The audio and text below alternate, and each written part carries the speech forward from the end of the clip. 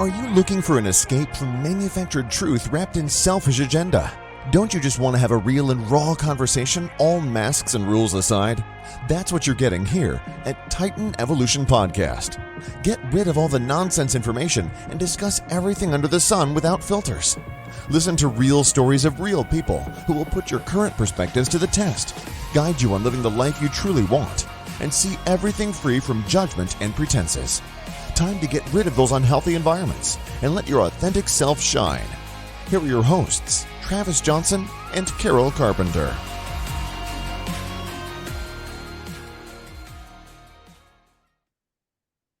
Hey, welcome back to the show. I'm here with David. Is it Pere? Is it Pere? Hooray. And yeah, I don't ever tell anybody. I'm like, I don't correct it. I'm like, I don't care. Hip hop parade. Oh, Yep. That is actually how my oh. mom used to tell people to remember it. That or it's like parade, but not. I'm like, thanks, Mom. I appreciate you. It's like parade, but not. Yeah. Happy to have you on the show today. I've actually followed you for a number of years, probably like 5 years back when you were kind of getting started on the military millionaire business. Why don't you go ahead and tell us a little bit about yourself? That really is like the beginning. And yeah, thanks for having me. I saw your comment the other day and I was like, ooh, I'll be on a show. I like podcasting. What about Dave? Let's see. I grew up as a homeschooled, sheltered, religious kid in Little Rock, Arkansas, or Roland, for anyone familiar with the area. It's might as well be Little Rock. It has a post office and a stop sign. And my parents were marriage counselors and, traveled around doing that thing, running conferences and stuff. And lo and behold, come 18 years old, I'm like, I hate school. I don't know what I would study if I went to school, and I don't have money to go to school anyway. So that guy in the uniform looks like he's having a good life. And what better way to travel the world than to join the Marines and have an adventure? And I talked to every branch but the Guard because I knew I didn't want to stick around Little Rock. And the Marines just kind of fit my personality better. So joined, figuring I'd have an adventure, do 4 years, know what I wanted to do for school and get out. And then at the end of 4 years, it had been such an adventure that I stuck around, loved it. Still didn't know what I wanted to do for school. Still didn't want to do school. Still don't. I still have my full GI Bill plus like a 50K college kicker. And I'm like, I probably should do something with this someday. But, when I can find like a place local enough to do my pilot's license, that'll probably be when I finally decide to use it and just get like a little airplane license. But anyway, so 2015, so 7 years later, stuck on recruiting duty, working 80 plus hours a week on a slow week, hating life, and don't have any money. So I'm like, I've blew all my cash on all the typical service member stuff: tattoos, Harleys, trucks, cars, guns, women, alcohol, protein, and maybe some synthesized, more intense versions of protein while deployed, all the things. And I was like, damn, I have no money. I'm kind of stuck in this whole job thing and I don't know what to do about it. And a buddy of mine handed me Rich Dad Poor Dad. And I actually remember telling him I don't read. I was like, dude, that's like, I don't know the last time I read a book. And he had it on a disc, like a CD, and he was like, just listen while you drive, you dumbass. And I'm like, oh, all right, fine. Like, called my bluff. And that book changed my life. And I went back to tell said friend, but apparently he's a pedophile, so he's in jail. So I was like, thoughts, thanks for helping me at least before you did that. So, and so anyway, that kind of, I stumbled into the passive income realm and the real estate realm and just started digging into books and podcasts and whatever. And like 4 months later, I owned a duplex. So that was proof of concept. And so the now who is Dave is a guy who's achieved financial freedom and just try to help service members and vets learn how to use their VA loan and benefits to do the same. Because, I definitely still work all the time, but I work on what I want, when I want, and from where I want. It doesn't have to even be in the country. So it's a good life. Setting up that digital business before it was required by COVID. I was doing something along the same lines. I wasn't quite getting into the investor side, but I did the Dave Ramsey plan coming from trailer parks and foster homes. And he does a great job of taking a train wreck and making a functional household. And then Absolutely. the next step is learning how to invest and build other things, and the things that you've done with Rich Dad Poor Dad, which is a phenomenal book. I'm still working on paying off my house because I just want to. I know I don't have to. I know there's better ways to make money, but not having a house payment, being 100% disabled and being tax free and not having to pay property tax. If I can get Mm, my house bill down to, I don't know, just insurance, uh, that yeah, plus, my naval officer retirement plus 100% VA means in the middle of the country, I live a really cushy life. But absolutely. you mentioned growing up in Arkansas, and I think a lot of people that aren't or haven't visited the middle of the country don't know just how gorgeous Arkansas is as a state. Yeah. So I've only recently started talking about this part publicly, but I got divorced this year. Um, and so really the only thing keeping me in Springfield is the fact that I either get to choose to be in Springfield or to be that dad who creates his son's like villain arc where it's like my dad hates me, he had money and time and he left. So I'm not going to be that guy. I'm going to be a dad, which is great, but that means I'm stuck in this kind of area. And I've been trying to figure out, maybe I go live in Kansas City or Fayetteville or Little Rock because they're all close enough that I could just drive up every time I get my kid. Um, and boy, yeah, you're right. I loved like the Little Rock, Arkansas area. I mean, I've traveled the whole world and still like my some of my favorite memories um to this day of adulthood are I had a little two-seater convertible and I'm going to buy a Porsche this year. That's kind of the goal. But I sold it when I got into real estate, but I used to take that thing on cruises on back roads in northern Arkansas in the mountains. And those are some of the best drives in the country for anyone with cars. And we used to just go rip around back roads with little caravans. And dude, it's gorgeous. I could spend a whole week down there just ripping around back roads and love it. Yeah. It really is a scenic drive. People on the East Coast talk about going to Vermont to see maples, like they don't have maples across the whole US. It drives me crazy when people are like, "Why would you want to live in Oklahoma City? Why would you want to live in Springfield? Why would you want to go to Arkansas?" I'm like, "Well, I'm not going to twist your arm. I'm enjoying the heck out of it. Not only the wide open spaces, the cheap prices, and the accessibility to get wherever the heck it is that I want to go. Why The wouldn't I want to cost of be here?" living. Yeah, cost of That's living. Like the house I'm in gee. right now, you're a house guy, right? It's a 2,000 square feet. It's got an elementary school in the neighborhood, and it's got one of the largest parks, just open green area anywhere in Oklahoma City. Cost me 156,000. Yeah. Like, well, why wouldn't I want to be here? This property is in one of the nicest neighborhoods in the actual city limits in Springfield. In fact, it probably was the nicest neighborhood when it was built 35 years ago. And, every single person around me is either like a professor, retired, or like a lawyer. They're all whatever. And I Airbnb the upstairs, and it's got a little walkout that I use as my office slash where I'm crashing right now. And yeah, it's if you include both sides, it is 4,800 square feet. It is a 6'3.5", and I paid 350 for it. And so, I'm like, dude, I can't like I laugh because one of my buddies is like, yeah, I spend about 20K a month, like, and he lives in Hawaii, got a great life. And Hawaii is amazing and all the things. Well, like half of that is a mortgage. And I'm like, dude, I spend less than your mortgage payment on my personal expenses every month, including my mortgage and my cars and my insurance and my whatever. Mhm.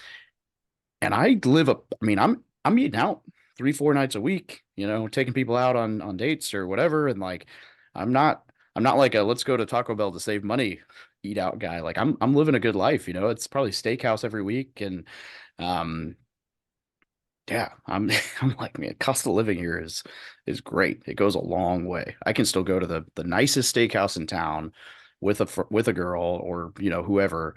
I can pay for everything and be like, order drink, like don't hold back at all, and it'd be like $150. And I'm like, that's nothing compared to most. Like if I go to San Diego, I can buy a steak for that much. Like, Well, if you go out, you go out in the town and New York City, and you spend under $300, it's considered a win. And here in the Midwest, like you would never approach $300. The nicest steakhouse in town with everything and all the fixings for like four people, you're getting up there. But you have to be Since at the nicest place in town in order to make that happen. we were at a restaurant in the hotel at this event last week, and it was me and 8 other people. And sometimes I just like to be the asshole who, like, I Irish goodbye, I just dip out. And when I do, I pay for everything and don't say a word. It's kind of fun. Later on, they find me and they're like, hey, whatever, thanks, asshole. Like, whatever. I don't know what it is about that, but I find it amusing. And so after a 20% tip, the bill was $350 for 9 people. Food, drinks, appetizers. I'm like, this is awesome. I can, like, yeah, if this is what it takes to look like a baller and just be that guy, like, whatever, man. $300, you kidding me? Like, come on. Yeah, the It's pretty funny. Midwest is definitely the hack in America. Like hacks overseas are a little bit different. Like you go to the country of Georgia, and everything is locally sourced. All the wine is made there, and you can go there and you can get full 7-course meal, everything like to the nines, and you're spending under $30 because that's just the currency exchange overseas. Yeah. Do you have any real estate overseas? Not yet. I've got a friend with an Airbnb in Croatia, and it's got me thinking, and a couple other buddies that are interested. Like, we just bought a boutique hotel in Tennessee right outside the Smokies, and it's kind of got me thinking, like, what would it look like to buy, a nice Airbnb in another country, especially if it's countries that I want to visit. It's like if I can find a way to buy a place where I can visit 2, 3, 4, 5 weeks a year and it pays for itself, I'm all in for it. So I'm looking, I'm dabbling, but uh, yeah, how is Georgia? When I default to like affordable countries, I go to South America. I'm in Colombia with friends or Peru but I served with Georgians in Afghanistan, and I have Mhm. very interesting memories of their military, which is like no rules of engagement. If you want bread, you better beat them to the chow hall because they'll eat the whole loaf. Like, and they're all huge. Um, but I mean, I've never been or even thought about going to the country. It sounds like it's a good experience. Wait, I didn't really travel growing up. I did a couple of road trips, but northern Minnesota was a lot of trailer parks, foster homes. Just didn't have the money to do that sort of thing. So when I got overseas, when I got stationed over in Bahrain, all of a sudden that whole side of the world was open to me. So I went to Dubai a couple of times. I got myself invited to a wedding in Alexandria in Egypt, and I went. I got invited to go out to a conference out in Vienna, and I went. And you start doing these things, and the first time you do it, it's a little scary. You're not sure what to expect. Everything you see on the news is always doom and gloom, right? Uh, Imagine all the U.S. headlines. Which ones do you think makes it overseas? Only the worst possible headlines actually make it overseas, right? So when anyone thinks of America, they just think of the most horrible things imaginable. When you get over there, like I'm in Bahrain, I'm out on the town in the evenings right at sunset. Everyone's out walking or riding bike or, just doing regular human stuff. And I see this guy and he's out huffing. He's obviously trying to get into shape, whatnot. He kind of falls on the bench and I go down and sit next to him, start BS. And he's like, "You're hilarious. You should come to my wedding." I was like, "Sure." He's like, "It's in Alexandria. We should go." And initially I was like, "Is he serious? Is this a real offer?" And even if it's a fake offer, I'm going to make my way to Alexandria. I called my wife. I was like, "Hey, I just got invited to a wedding." She's like, "Well, you better go." And I'm so glad that I did because the hospitality out there is absolutely amazing. The cost of living to go out and do the stuff that we did was a great exchange rate. And most of the people over there speak English. So you're in a place that's having fun. And there's people out doing things. There's people out all night long. They stay up late in Egypt because it's so hot during the day, right? So 3, 4 in the morning, every family is out. The kids are running around and having a good time. No one's drinking because it's not that kind of place. But if you read the press on every place that you're going to go and see how scary it is, you would never go. But if you go with the right people at the right time of year, everything can be as amazing as you Oh need yeah, it to be. And I don't I believe it. really feel bad for the people in the US that never travel around the US, let alone overseas. And they have this small-minded thinking, whatever their group of 10 or 15 or 20 people think, that's the way they think. And they're stuck in that mindset for the rest of their lives until they get out of that and meet somebody and go somewhere different. Has that been your experience? Oh, 100%. My buddy Alex and I hosted an event in Guatemala last year for 10 people where we were like, we're going to hike a volcano. We're going to do all these cool things. So we did like something really hard, like kind of team building thing, which that volcano kicked my ass. It was, for reference, 4 hour hike, 7,000 foot elevation change. Like we started at like, or six, we started at like 7,000 feet and we went to 13 something. And I was like crawling up this mountain, dying of, I came in from Missouri. I'm like, bro, I haven't seen altitude all year. But it was a great experience. But the reason we did that is exactly what you said. Like nothing will make you appreciate America more than seeing the rest of the world. And I don't say that like the douchey, like America's the best, but the reality is, I love travel. I love going to all these other countries. I love the experiences I've had and the people I've met and the journeys. And I mean, I'm planning on going to Europe for a month this year. And but every time I come home, I'm like, dude, the way that Americans live is, I mean, it's not even close, And Mhm. yet, ironically, I'd say the people in Colombia are happier, and the people in Peru are happier, and the people in a lot of these places. So it really makes you appreciate what you have. But yeah, if you're going to other countries and you're actually getting involved in the culture, if you go and you're like one of those people who thinks cultural appropriation is bad, and you're like scared to try the culture and meet people, your experience won't be the same. But as long as you actually get involved in the culture and meet locals, I mean, I think it's probably some of the best personal development you can do. It's great. I love culture and experiencing new new things. With the exception of balut. If I ever go to the Philippines and you try to make me eat balut, we will never talk again. So What is that? so the reason I say it that way is like if you're offered this, it is a delicacy and you're supposed to eat it. Otherwise you're rude. And so, but balut is literally, I mean, it is an egg. And it is an egg that has been fertilized. And so you crush into it and you're eating like the bill and the feet and there's no way I have way too weak a constitution. Like I will avoid that country if I think that the person I'm going with would offer it to me in a public setting where I like have to do it.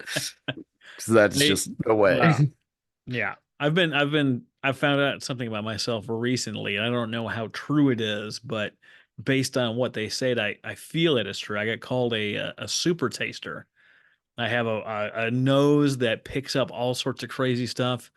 Hmm. Uh, Different flavors really bug the stuff out of me. And one of the things is really, really strong smelling things. I can't do. I don't drink coffee. I don't eat eggs. They asked me how I Curry. want my eggs. I was like in brownies, like that's how I want my eggs. Like these things that are really potent that people like. I'm I'm realizing gonna that start using that. That's awesome. well, I learned that I'm tasting more things than they are. So when they're like, "Oh yeah, it's just fish," and I'm like, "No, it's not just fish." Like I can smell all the different things, and it bugs the crap out of me. And I didn't realize Hmm. that it was a superpower, something people get paid big amounts of money to be like a professional sommelier and a few different things that exist out there. And I Yep. don't know. I'm not an adventurous eater. People are like, "Oh yeah, you got to try this. Just try it." Nope. If you say just try it, I'm definitely not going to ever try it. Like I have to know. I have to know what's in it. So Oh balut yeah, eggs, you'd love Vegemite. Vegemite, no, no, I would not. I've tried it. I No was thanks. stationed at, I was in Bahrain, and we had the Aussies and the Kiwis up there, and they're like, "Yeah, just try it." I tried it. Bleh, gross, no good. I don't know how they can Oh, eat it as a person. Maybe because they start when they're young. yeah, it just numbs their taste buds. I don't know. It's intense. I'm so glad to like we could go on and on and on about this. So I can't do fish. I had a really bad experience with a fish oil pill rupturing when I was trying to learn how to swallow pills as a young kid, and it like yeah, I do not touch anything with fish oil in it. The exception being like I can stomach like lobster or calamari if it's got a crap load of butter and lemon and everything to hide it. But I mean, like it's not something I enjoy. I can just hold it down. And it's funny because like if you tell someone like, oh yeah, I don't eat chocolate or I don't like chocolate or I don't like mushrooms or I don't like broccoli or I don't whatever, people are like, oh, okay.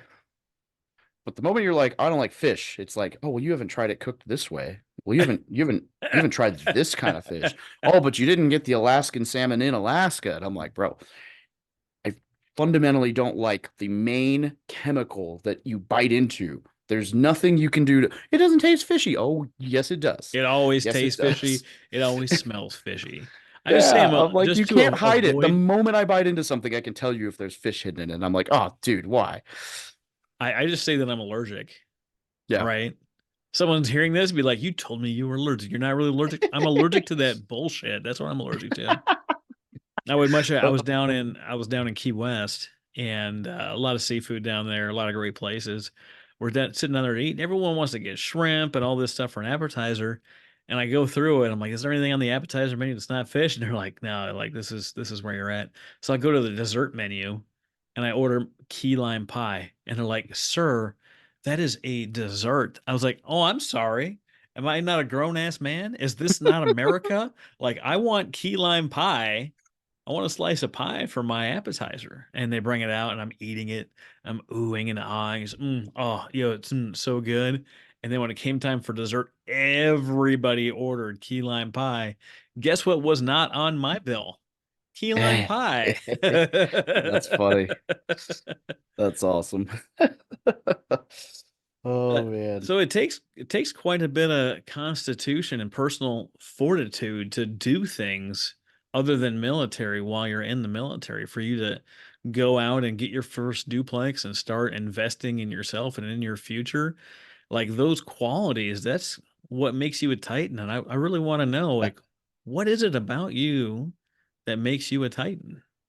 Mm, I've never had it phrased that way. And that I mean, if you want to trigger imposter syndrome, it's going right now. I'm like, wait a minute, I'm not that. Um, dude, I really don't know what it was that was like the catalyst. Because I mean, when I look back, I mean, I had 116 doors and I had done 55 transactions when I left active duty. And that was in 5.5 years. But we say that, and it was like I bought a duplex. It took me a year and a half to save up and buy a 10 unit. And then it took me another year to save up and buy the third property, which is a duplex. And then year 4 and 5 were like boom, boom, boom, boom, boom, boom, boom. Because I But was what doing, made you say yes to that first one? Because that's a tall order when you're an enlisted guy, when you're doing recruiting duty and you're doing 36 1-month tours. Like what you did for me last month doesn't count for this month. It's yeah. impossibly stressful. It doesn't matter if you're good looking and a quick talker like you and I both are. It's a tall order to be able to have any free time at all. I guess I don't know what the initial drive for it was. Like it just, it seemed cool. I'm kind of an all-in guy. And it made sense. And I was just like, why would I not do this? Like I'm stuck in this job. I'd much rather be able to do whatever I want, you know? Um, I don't like you know what I don't like? I think the thing that probably drove me the most nuts about the military or anything else I've done, and I'm very careful about partnerships at this point, is I don't like when I have what I presume to be a good idea and it gets vetoed. And Mm. I some people would probably call that like a control thing.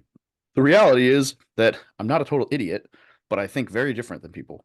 And so I think often when I'm put in charge, my ideas are not what others would do, but they work out really freaking well. And that's been my experience in life. Like I remember being on recruiting duty. We were running they had an all hands, all 13 stations came in to do this training.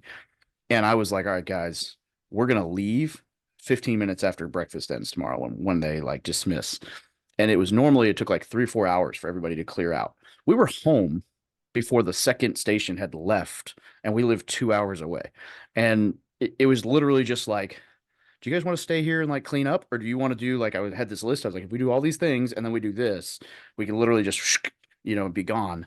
Mhm. Um, and that's just a weird example, but I think, and I've never really talked about this because I don't know that it's ever come up, but I don't know if that was the catalyst for me wanting to be able to be my own boss or just something that like lurks in the background. But I notice it even when I'm on like if I have like a partnership with someone, it's like, Mhm. look, unless like if there's a tie between which way we go and we go with the like way that everybody else does it, it drives me nuts. And so I really like kind of having the freedom to wake up and say, let's try this. Let's try that. Ooh, that worked. Let's do more of that. You, Um, you you see a solution and you know it works, and then you go for it.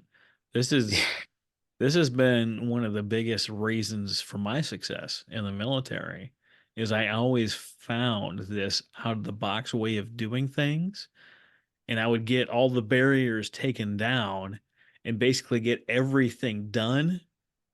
And then when I go to ask the question, "Can we do this?" They basically look at me like an idiot if they say no, because it's already all set up. You know what I mean? And then once you Yeah. do it and the execution goes through, they wonder why they ever questioned you in the first place. As a young staff sergeant, I got kicked out of I had to sit in for my S4 Alpha, my the major, on Mhm. a meeting with the colonel and the whole regimental staff.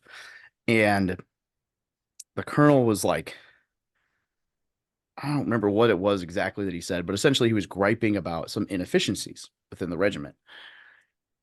And I was the only enlisted guy in the entire group other than like the sergeant major and two master guns. And I was just like, I know, like I got it. And basically what I said was, sir, we have, the SharePoint calendar, the Outlook calendar, and then there's also people using, this other section of like the Google calendar. I was like, you're the boss. Whichever one you want, pick it and just say you can't touch the other ones. Like nothing else will happen. That's what it was. There was a meeting that overlapped. And I was like, there are 3 calendars being used within the regiment, and everybody wants to stick to their calendar because that's the one they like and they understand. But you're the colonel, and if you say fuck you guys, we're doing this one, and everybody will do that one, and there will be no more lost in translation. And I finished what I was saying, and the major next to me was like, you're good. We don't need you anymore, staff sergeant, whatever. And so I got up and I left the meeting, and then I was basically told, or my major was told, never to let me fill in for him again. And then what happened the next week? Oh, You switch to no one more calendar. other calendars. And guess what? The colonel came and was like, oh, there's the staff sergeant with the great ideas. And he would come and like I got picked to be the safety rep, and I was like sitting in his office doing, briefs and stuff.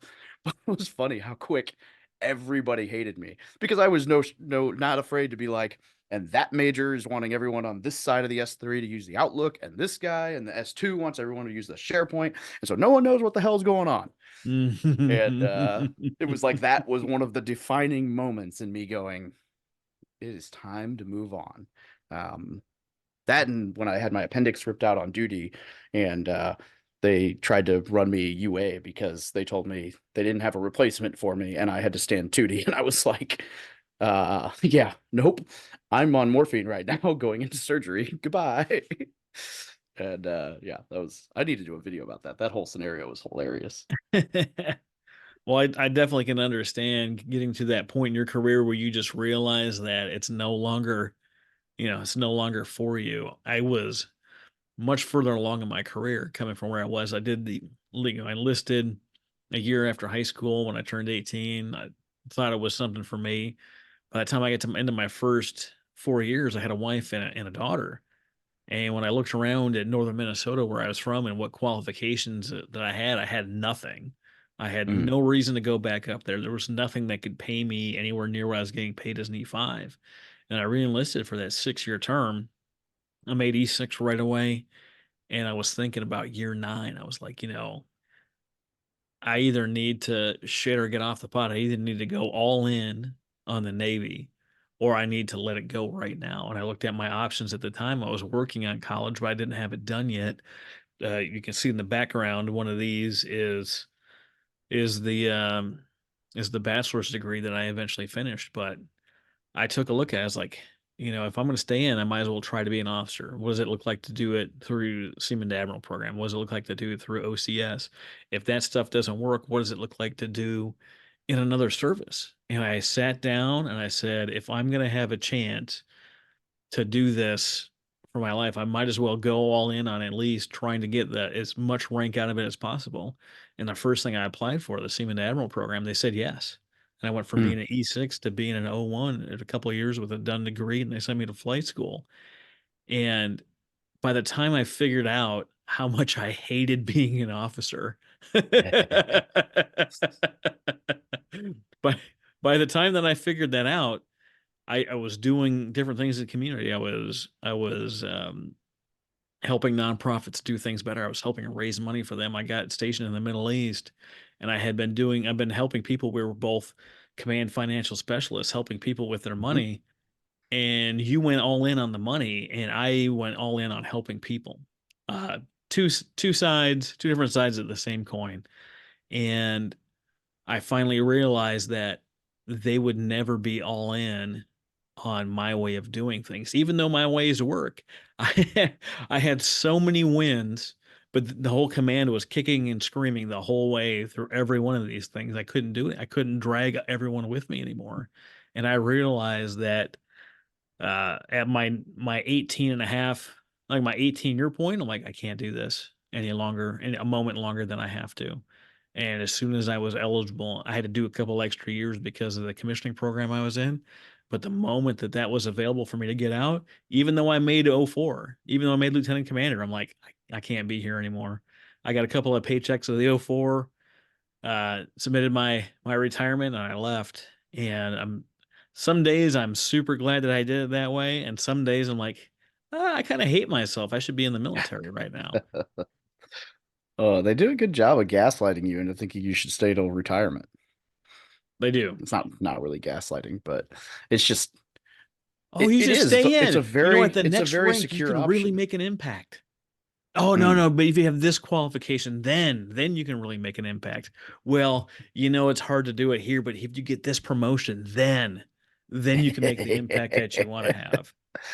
Oh, you know what I found was the more I got promoted, the more I did have an impact. But the more I sat in an office and the more I worked out of a skiff and the more I hated what I did. So I was like, my last billet, I was the MMCC, the MAGTF Movement Control Chief. So essentially, I was one of two guys on the West Coast for the entire first MEF, so like 60,000 Marines. One of two guys who pulled the trigger on anything ground transportation. So if it was a convoy, if it was buses, if it was freight, if it was train, if it was moving, whether it was leaving the country, coming to the country, whatever, and it involved the ground, we had to approve it. And we were the guys inspecting convoys, all this stuff. So I'm like, I was making a difference. I moved something to the tune of like 3 or 4 million tons of cargo in a year. You could argue there was a difference made there. And I was Mhm. able to infect policy. I rewrote the entire SOP for the MEF and like changed all the things. It got rid of a bunch of efficiencies and all this stuff. And then at the end of the day, I was like, I have not left this office one day for this entire 2 years. There are no windows. There is no cell phone. There is no access. And while I'm making a difference, I am hating every single day I show up to work. This is not fulfilling anymore. I can make a difference online, helping people, and I'm going to go lean into that. And that was why I left. I mean, it literally the only reason I left the Marine Corps is for fulfillment. I was no longer. I realized I hadn't left the country in 10 years. And I was like, this sucks. This is not like when I signed up that first 4 years, I saw 13 countries. I saw combat. I was on missions. I was running show. I was the lead vehicle, like navigator for 85 plus vehicle convoys as a 20-year-old. Um, I was fulfilled. I was living in my purpose. And then the more I got promoted, the more I did have some kind of an effect. And the less anyone like I just wanted to work with Marines again. I hated what I did. Mhm. So yeah, it's a weird beast because everyone's like, oh, dude, you achieved financial freedom so you could leave the military. I'm like, no, I achieved financial freedom so I could stay as long as I wanted to, but not as long as I had to. And when it became I had to, I went in the reserves and I ditched. And Yeah. then Yeah. apparently I got dropped out of the reserves because I didn't show up to anything. So, whatever. Oops. Um, I'm with you. I went through, so I was an ejection seat guy for my first tour, ejection seats on F-18s. That wasn't as fulfilling because it's not like people are punching out every day and I get to see my job work. But I went to do maintenance on the E6, and we didn't go anywhere. We didn't do anything. Although I got the airplane to work, and it really didn't do it for me. Then I went to do a teaching job, and I was able to show people how I was able to do all this stuff. So like teaching and mentoring, that really did it for me. I got picked up for Seaman and Admiral, went through flight school, came back, flew the airplane, and all of that stuff really didn't do it for me. But the time I got to spend developing people while we were deployed, that was huge. And I went yep. and did another teaching tour, which I absolutely loved, until someone was coming for me. I Mm, don't know why. I don't know what I did or what's missing in that person's life. They had to devote time and energy to me, but I ended up in Bahrain where I could really do what I wanted to, because working on the E6, we're a strat comp thing, so Mm, everything was dictated to us. We couldn't really change, we couldn't really innovate, we couldn't really do anything because it had to fall under the nuclear structure, which I get, right? I get. like, You don't need hey guys, this innovators. is great, but what if we just didn't fly over that country because they want to kill us? How about that? That'd be more efficient. Yeah, no. So being in Bahrain, I ended up being the fleet command center director. So the room with all the watchstanders and all the TVs, and I got to Yeah. actually do things and use the different facets of who I was.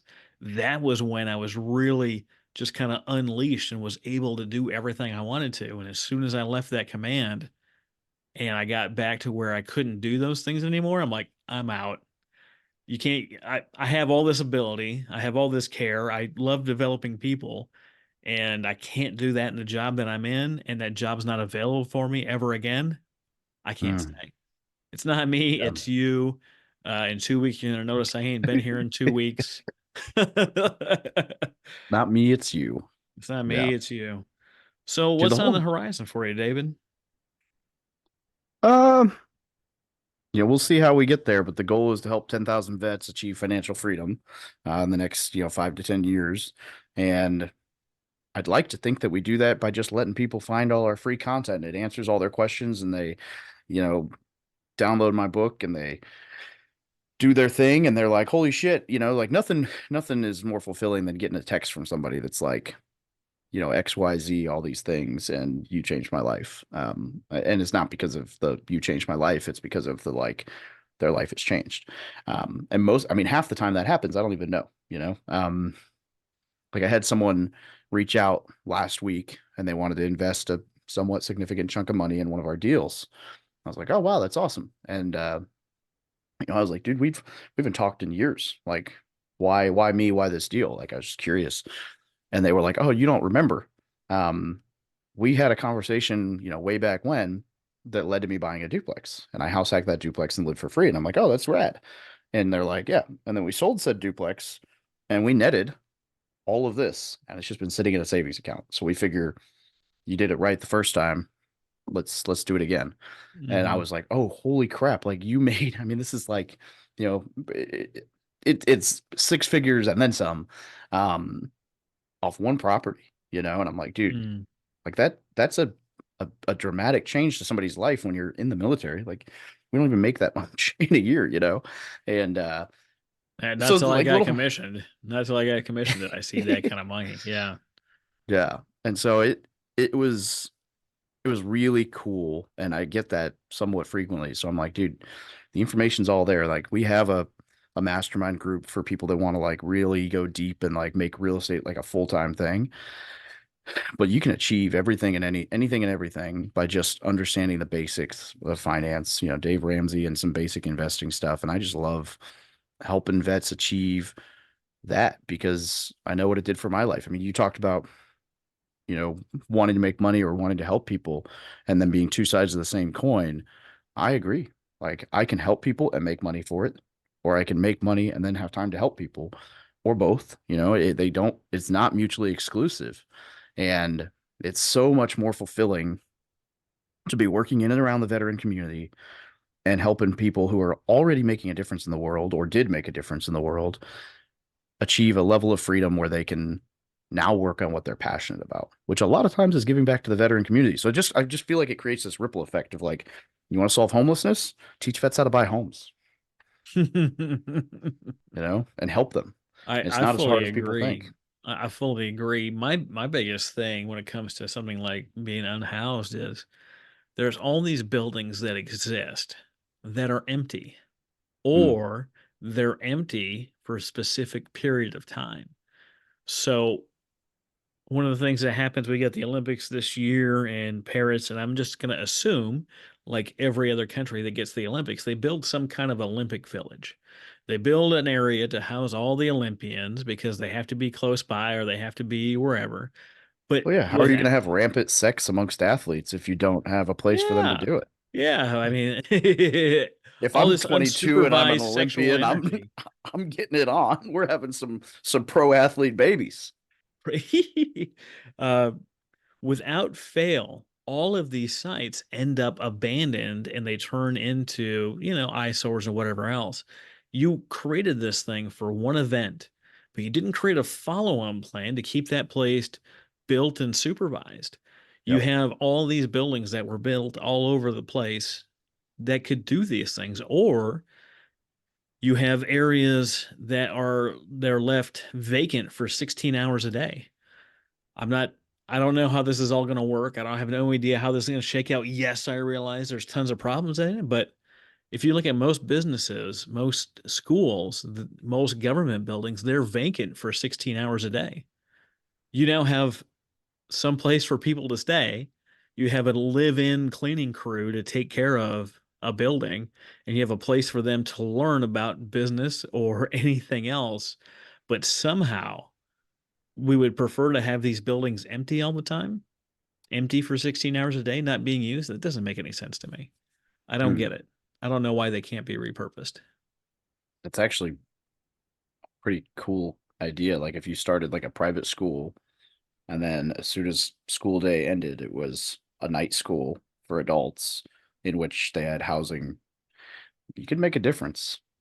I think it'd have to be a private one, just because if it wasn't, it would be way too easy for people to be like, "Oh, they don't push them out. Like they don't have to leave during the day. You've got, so you'd have to. It would. I think it would have to be something where you could be like, look, dude, we're giving you all these benefits, but like, you got to go find a job during the day, or you got to, I don't know, go mow the grass. Like you got to. Yeah. We still have school during the day. Um, What that's a it, cool idea. You got the wheels. you get the wheels. What I really want to do, what I really want to do is copy the design of some of the buildings from overseas because they were built 20, 30, 70 stories on a very small footprint. And they do it a lot differently overseas than they do it here in the US. Overseas, in the building I lived in, it was this big, amazing lobby. And then they built a parking garage that had enough parking for everyone in the building. And then when they finished that, the top of that was a pool and it was a whole fitness center. And then the next 2 or 3 stories, fitness shops, whatever. And then you had the rest of the building up. Well, there's room in every city to build a building like that. And on the top couple of floors, you could have real estate investors that are multimillionaires that they are paying for a concierge service. So if you think of every city in America having something like these and you sell the top couple of floors to some really wealthy people, they pay for the building. And then in there, you get with philanthropists that care about a certain group of people or they care about animals or this, that, and the other. And you have a couple of levels where it deals with, I don't know, no kill shelters and teaches people how to have seeing eye dogs and how to have emotional support animals, or they have service animals in there. And that building is dedicated to that. But they also have housing for homeless or housing for vets or housing for another kind of person. And then they have shops and malls and everything else. Can you imagine if we had a veteran tower with 24-hour a day veteran services and you had veteran owned businesses within that one tower? Mm, And the millionaires and billionaires that helped build that thing, they could go to any one of these anywhere in the world and they would have concierge service. They would be paying for everything that was in there. that's cool. Yeah, That's a cool idea. I like it. Yeah. Mostly because it's my idea. I mean, yeah, you get rid of some of the logistics questions, and I love the idea of building a tower. That's something I want to do here in town at some point. I'm like, dude, Springfield's big enough to have a tower that has like the Tampa style, where it's got like retail on the floor and then like pool and hot tub on the rooftop bar or whatever. Well, Like, why don't we? Why you don't we build it have like they this? do in Dubai. In Dubai, they've got Jumeirah Beach, which is really cool, but they have a whole section of hotels, right? And they have the same parking structure, but it's between several buildings. Well, you can have archways that go on different levels of the building, but they also have a planned community between there and the beach. All of the shops that were built out, all of the boardwalk there is all interconnected and it's all designed with a purpose. But you can have office spaces and house spaces, and you can have penthouses and you have townhomes that are 2 or 3 stories. You can have amazing options. And then on the top of the parking structure, you could have a lazy river going between 3 or 4 of the buildings. You could have concert venues that were there. You could have in-house services. I know we're veterans, and I know we've lost a lot of shipmates and battle buddies over the years. You can have 24-hour emergency services within each building. It could be a button for something serious. It could be a button for we need someone to talk to. It could be a button to have someone come up to your place. There's Yeah. so many different ways you can do these things, but you got to start with the right foundation and the right group of people that care, that have some of the know-how, that have some of the connections, that understand things like EB-5 loans where you can bring in money from overseas and keep them Yeah. employed. Like, amazing things can be built when you have the right couple of people that come together and try to build stuff like this. For references, Travis's button that you push to have people come up to the room in the US will not be hookers. Well, then this idea isn't going to work because that was most of the revenue. That was going to be most of the revenue coming in. I'm just imagining this. If like, anyone oh, got really upset I about need that my comment, feelings. I need to talk to someone. Click. well, that's a whole different topic because how is it that men are the only sex that can use their body to do income? Right? Big burly men, they do outside tasks. They use their strength to get paid, but women can't use their strengths to get paid with their body. That doesn't make sense to me. That's a very unique take, and I'm here for it. You know, we don't need to go down the whole rabbit hole of sex work, but I think if it was less frowned upon, it would actually be safer for those who choose to partake, because it's going to happen. Well, yeah, it happens no matter what, but I don't remember what the story was. There's some woman that has some fashion line that made it through World War II. Basically, she found out where all the Nazi officers were in whatever building and slept her way to the top. And her brand, I cannot remember who it is, right? I'm not here trying to bash her. She used what she had, which was her body, to make it through World War II. And now her luxury brand sells for hundreds of dollars or thousands of dollars for everything. She was able to use her body in a way that worked for her. The siren, right? That personality type they call it. I think the siren. Mm-hmm. Like if you think back through history, right? Like Cleopatra's famous, and that's exactly what she did. And I'm not hating by any means. I'm not recommending that as a profession for people, but I'm just saying, like, people talk about like women. Maybe we could go down the whole rabbit hole of income inequality, all the things, but like probably the most powerful women in the world have used that to their advantage and over history. And it's I don't know that there's much like there. I don't think there is anything more persuasive, than a woman who knows how to use her femininity. So it's an interesting concept, and we could probably go rabbit hole to rabbit hole on it. But to that point, in Colombia, right? I learned last time I was down there, and I'm not saying I learned it because of I have friends who live there. I had normal Now you're digging your own conversations. grave. That's what you're doing. Try to caveat this thing. So it is it's illegal for them to do anything other than a single member entity. So they cannot work for somebody in that industry. It's got to be solo. And so there's no like pimps or whatever issues. And what I was talking to a buddy who lives down there, and he's like, yeah, man, like the whole thing is that in all these countries, whenever this starts, like it becomes this massive like negative ordeal. And here it's literally like, you can choose to do it if you want, and you don't have to, and it's illegal if someone tries to make, like, I don't know. It's an interesting anyway. Well, you get access to you get federal protections, right? You have access to police, you got access to healthcare, you've got access to make your own 401k. Yeah. Like if that becomes legal, what does that do to the human trafficking across the world? Would imagine it diminishes greatly. I mean, there's a section of Colombia that's like all bars and stuff, and they had I was trying to figure out the first day we went down to like all the bars. I was like, why are the, like, is this a sketchy area? There's like all these gates with police at the entrance to every alley.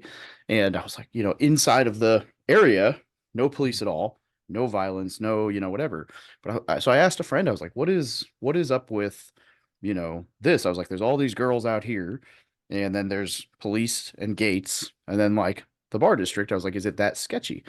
And they were like, no, they just card the girls. And so everyone outside, probably not of age, but once you go into the bar district, like everything's been regulated. It's totally above board. You're fine. I was like, huh, interesting how different countries are, but kind of threw me for a loop. Well, in America, if you go into a bar and you leave with a woman and you go and you do whatever it is that you do, and come to find out that that girl had a fake ID, lied about her age, you can be charged as a sex offender, and the Oh bar yeah. has no recourse. You Nope. did everything you thought you were doing, right? You went there, everyone there has to be 21 and up, but because the girl defrauded that establishment, you can be held personally liable. Well, if Yeah. you've got professionals checking IDs and it got past them, how is the random guy supposed to know better than the bouncer that checked the ID? Agreed. How can you be held legally? I'm not saying it's good or bad, but it doesn't make sense. It doesn't Yeah. make sense that the guy should be held legally responsible for something like that in that scenario. So it's interesting that they have that set up in Colombia like that. Yeah. I don't know where to go from ending that conversation. I didn't expect us to go into a full conversation thread about that. Now I'm like, That's one of where do the we go now? beauties about not having a set game plan, because we could go in and we could talk about the how to this, that, and the other, and how to buy a property, but that's what your show is and what your show is about. Actually, why don't you tell us a little bit about your show, what it's called, where can people find you? Yeah. We call it the Military Millionaire Podcast.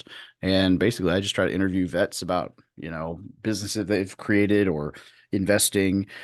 It's not all service members and vets. I've had plenty of other cool people on the show, but for the most part, we stick kind of towards that theme and really just try to get the information out. I think the coolest part of our community, we have a Facebook group with like 67,000 people in it. Um, and that's totally free and all kinds of great information. I mean, obviously, with a group that size, there's going to be some misinformation, but we do a pretty good job of kicking people out if they're spreading falsehoods or if they're getting emotional, i.e., angry about being told that, hey, that's actually incorrect and whatever.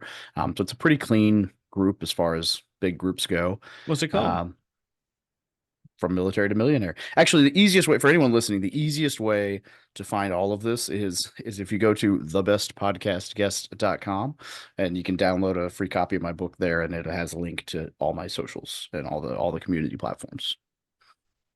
The best podcast guest.com. Talk about hubris. I love that. I was like looking for a good link I was gonna go on the Bigger Pockets podcast, and I was like, I gotta find something. And I thought about doing like, like making fun of the guests or the hosts, Dave and whatever, .com, something like really unique to that show. And then I was like, nah, let me find a domain that works for every podcast. And so I started Googling around, and all the ones related to my name were taken and related to the platform were taken. And Hold I was on, on the hold phone on. with You her. were having a hard time finding URLs for David Pere? No, no, sorry. I meant like the brand's name. I don't try to I try not to do like my name as the branding for stuff. I try to keep it more communal focus. So like all the like militarymillionaire.com. I've been trying to buy that domain for like 7 years. Um, all these ones that made sense podcast wise were gone. And I was like, it's gotta be something funny. Like if we were to do a Zoom call, if we scheduled a Zoom call, my personal meeting ID is linked to the domain don't be 5 minutes late.com. So that at 12:05 I can bounce and be like, nope, sorry, you were late. My bad. And so I try to find snarky kind of ideas. And anyway, we were going back and forth, me and a friend on the phone. And as I'm looking at the domain, I was like, he's like, try best podcast guest. I was like, no, that's taken. And then I added and I was like, that's perfect. I was like, I love it. That is hilarious. I Well, was like, it's I've always had problems with branding because Travis Johnson is just too common of a name. try to get your name.com, or you are who Google says you are. And if you're like, oh, add your middle name in there, and I can't add my middle name. First off, Travis Johnsons apparently are doers. They've got Mm. law offices, they're professional NFL and MLB players. Like Travis Johnsons do stuff. And someone's like, well, use your middle name. I was like, I can't use my middle name. They're like, why not? I was like, do you know anyone named Dwayne Johnson? Like I can't use my middle name. That's And awesome. so Dwayne the Rock Johnson, yeah, Dwayne the Rock. So little brother. if you Google my name, Travis Johnson, you add the word podcast, you will find that I'm the first 4 pages of Google. All the images, the first 40 videos, all of that stuff is me. And then I was like, how do I get everything? Because you end up creating all these websites when you start doing things. You got guest appearances, and you've got Linktree, and you've got all these different things. And it's funny you said that you didn't use your name, because I just got my website all put together, all built. It only took a day. It's whoistravisjohnson.com. And that's I me. And like that's it. got all of my stuff. But the site is really slick. It's a huge authority builder. Everything's all on one page. I keep my link tree active, like when I go to conferences, like when pretty sure I bumped into you at Mick this past year, right? In Vegas. Yeah. All right. Yeah. Well, here, since we're on a Zoom, oh, I can't screen share. I was going to show you. So if you I Google mean, my I name, can. I can hit the button to screen share. it's not anything that important. If you Google my name, though, apparently there is a breed of deer in France named Pere, and so it's called Pere, Pere David, Pere David's deer. And I kid you not. And so if you Google my name, it took me like 4 years to top Google for my name. And even still, the Parade second David's deer. row No kidding. the Look at second this. row has 3 pictures of my deer with my name. And so, yeah, I go through it. I'm like, so when you say that, I'm like, you joke, but like, I'm apparently a fucking deer. So pretty funny. Oh dear. Oh dear. Here we go. Like, oh man, it's endangered too. So like, I can't even go hunt my deer. It'd be like assert dominance on my name, but You legally. I just pictured you infiltrating a family of deer, and you having this huge getup with antlers on your head, and then that like being spotted like a wild Parade David. Oh man, that's terrible. I love it. Are you going to Mick this year in Atlanta? I don't know. Really good chance that is a conference that I enjoy attending. Um, and I've just been trying to cut down on how much I travel because it has been a lot. I think I was gone like half the year last year. That half the year is a lot. I do like to get a couple of conferences in a year, like one every other month. And Yeah. I've been actually putting together a little book, like how to actually win at conferences, because I see so many people running around like they have no idea how to talk to people just because they're in a conference setting. You see this? What are Yeah. these? Oh, Oh, yeah. I gotta just hand out all my business cards. Ain't no one gonna call you. No No. one's gonna pick that up and be like, "Yeah, I'd love to work with you because you handed me." But like, no one does that. What are some of the things that you see at conferences you're like, dude, like, don't, why are you doing that? Yeah, I think that just mass producing. Really, I think the biggest no-no at a conference is pitching rather than listening. Like if you really want to get to know people, be not interesting, but interested. Um, and it's funny because I joke with people. One of my favorite like memes, I'm terrible with names. And so someone shared this with me once, and it was like, hi, I'm Dave. And then it was, we've met before. And then Dave's response is, oh, well, have you considered being more interesting or something like that? Like, have you considered being less insignificant? And like I joke, but I get that all the time. People come up out of nowhere. They're like, oh my God, Dave. And I'm like, have we talked before? And half the time it's like, no, they see me online. And then Mhm. half the time it's like, well, we said hi once, and I'm like, oh, like, sorry, like I'm so bad at this. And I joked with someone like a year ago. I was like, dude, like just punch me, like just slap me across the face, like something, make a memory that I'll never forget you. But most of these conversations are just like in, out, no value for anyone. Um, and it's not that it's bad to like run up and be like, hey, I love your content. And I'm like, oh, cool, thanks. But like, I'm not going to remember that. But if we have like a real, genuine conversation, I will.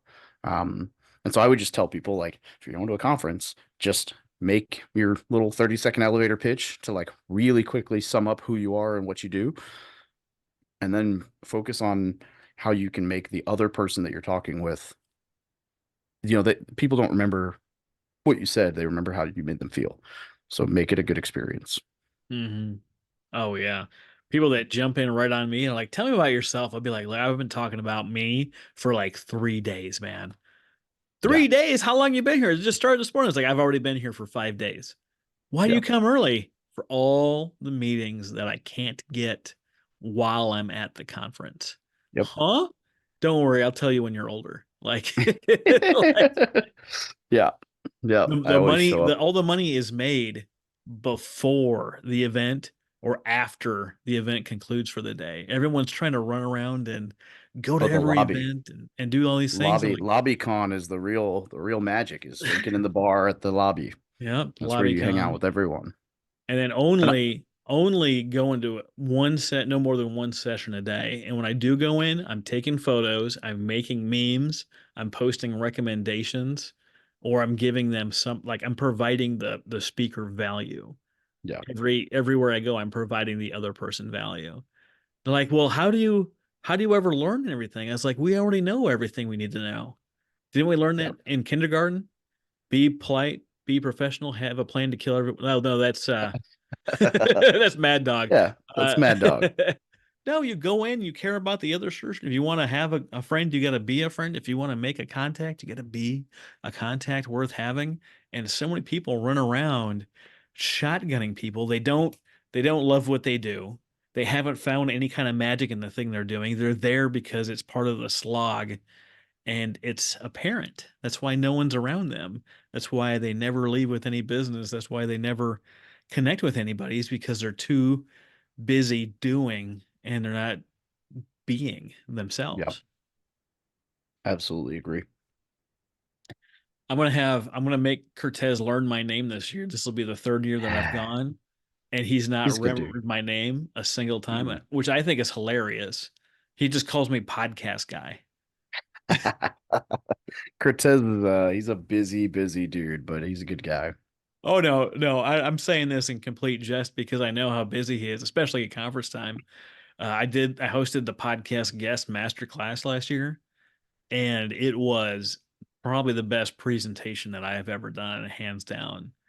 Um, had 70 people in the room, 35 people booked on my calendar before walking out that day. Nice. That's awesome. Yeah. Did you present last year? Yeah, I did a talk on I think it was mostly just on like branding, like networking and social media, content marketing, stuff like that. Um, I was kind of in and out last year. Like I went for like half of the conference, I think. So I was supposed to Mm. go down to Arizona mid conference to do a office tour with like Pace Morby, a big real estate guy. And so I like timed it to like, okay, I'm going to be here for this. And then plus it was in Vegas and I have a lot of friends who live in Vegas. So I'm like, Mhm. dude, I'm going to go crash at my buddy Jay's house because it's a sweet pad. And then we're going to have people come over there. And so it was a good time, but I definitely wasn't in the conference as much as I normally am. And I didn't stay for any of the lobby stuff because I was staying off site. I did that one year where I stayed offsite with Dave Berlin. And then this time I was like, I have got to stay in the hotel because these are just late nights and Uber's adding up. I got no Yeah. problem getting a tax write-off, but I'm like, really? Like Uber, like how much money did you eat at my Mm, at my yeah. conference? And now in Atlanta, I got half a dozen friends that live in Atlanta. So I'm curious to see probably gonna be there 2 days ahead of time again. And we're looking at hosting the Veteran Podcast Awards in person at Mick. I think that's gonna happen. Nice. It's not guaranteed yet. Nothing's been signed, but I think it would I'm be a gonna lot win of one of those fun. someday. Yeah, got to get your show in there. It was in there last year or the year before, but didn't get very many votes apparently. Yeah, that's just how it goes sometimes. Yeah. As we're getting ready to wrap up here, David, I have a final question that I like to ask the guests, and really, there's so many people out there that are struggling right now. That what kind of advice would you give someone that's just really struggling in their life right now? That things aren't working the way they wanted to. They're frustrated. They're tired. What would you tell someone like that? Well, in that situation, the first thing I'd tell them is that you control your environment, whether you like it or not. If things aren't going well, there's a reason, and you've got to change whatever that reason is, whether it's, the people you're around or the where you live, or like, it's not necessarily easy, but there's always a way to change your environment. And I believe your environment's very important. But my main piece of advice that I love to leave people with is that you should filter the advice you receive through the lens of whether or not the person giving it has achieved what you want to achieve. And, the example I give on that is always, if you wanted to be a world-class UFC fighter, your mom has your best interest at heart, but you probably wouldn't listen to her. You'd probably hire a UFC, like a fight coach, a striking coach or a ground coach or whatever. And you would ignore your mom, not because she doesn't love you, but because her advice is coming from a place that she hasn't achieved what you want to. Yet for whatever reason, when we get into like real estate investing or building a business or starting a podcast, and your mom, who also still has your best interest at heart, or your brother or your friends say like, oh, that's not going to work, or you don't want to do that, or, blah, blah, blah, blah, blah, blah. You listen to them instead of saying, hey, they're coming from a good place, but they're not the expert on this, and going and paying to be around, or networking to be around, or just somehow, some way getting around the person who's already doing that thing and learning from them. Because the reality is you can't, you're not going to get where you want to go if you allow equal weight from voices in your head. You've got to pick the person who's most qualified to be telling you how to succeed in that specific area. And the person who's telling you how to build wealth is most likely not going to be the same person who's telling you how to, be the best with their family, or I don't know. You just got to pick those mentors wisely. And if you've got to pay to be around them, pay to be around them, but get close to people who are doing what you want to do. Yeah, no, absolutely. All the people in your life that love you, they want you to be safe, and their vision for your life is not your vision for your life. Your Absolutely. vision for your life is going to be wild and crazy and risky and dangerous to everyone else that doesn't share that vision. So just because they say don't do it doesn't mean you should listen. Sometimes you should definitely listen. Sometimes Yeah. you are out of your damn mind. You don't know what you're talking about, and you are going to get hurt, right? But you should trust your Choose gut. go with your gut. My visions that I've had for my life, based on where I came from, everyone told me I couldn't do it, and then I did it. And everyone Yep. told me it was impossible, and then I did it. And everyone says it couldn't be done, and then I did it. Why am I going to let other people that don't know, that won't ever bet on themselves to do anything in life? Why am I going to let them stop me from me betting on myself? Exactly. So bet on yourself. Control your environment, do the damn thing, and check out Dave Pere, Hip Hop Pere Yo, and find him on the bestpodcastguest.com. I think I would only add that to do my own, be like the best damn podcastguest.com. There you Or go. you could check me out on my new site, whoistravisjohnson.com. You I would like think it that. would be a question mark com, but it's a .com, I guess. Thank you so much for being my guest today, Dave. It was a lot of fun. This was fun. Thanks for having me.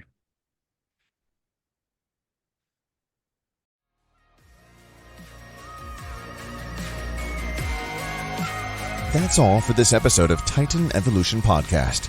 We hope this no-holds-barred conversation opened your eyes on what it takes to live a genuinely happy life, according to your own terms. Now that you've treated yourself to such a refreshing discussion, you cannot listen to nonsense content anymore. Be sure not to miss an episode by subscribing to the show at TitanEvolutionPodcast.com.